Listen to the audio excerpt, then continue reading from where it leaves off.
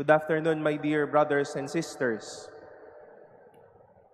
When we celebrate Easter, we celebrate life. Jesus rose again from the dead.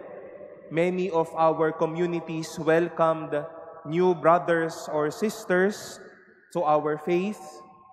Easter is a sign of hope for our needs and our desires. And that is why when we celebrate this season, we celebrate life.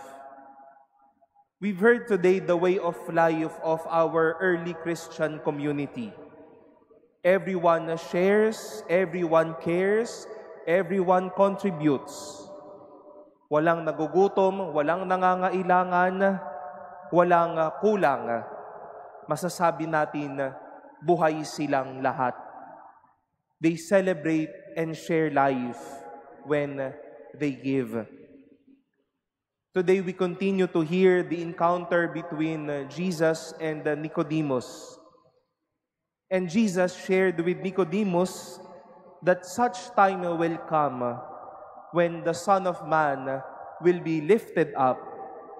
And for those who believe in this man, they will all embrace life. Ang pagtingin at ang pagsunod kay Jesus ay katumbas ng pagyakap din sa buhay. Our readings today would like to inspire us on how generosity of one's self and of one's heart can give life. Dahil mula sa puso ang pagbibigay, may nabubuhay.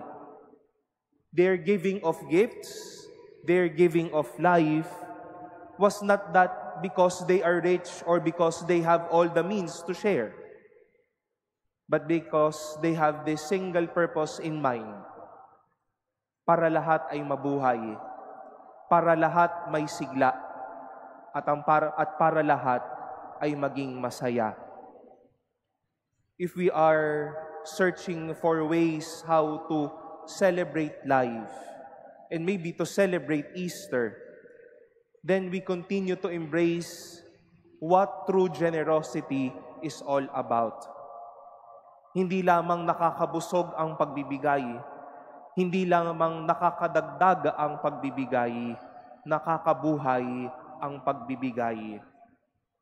We celebrate Easter today, we celebrate life always, because God has been generous to give Himself.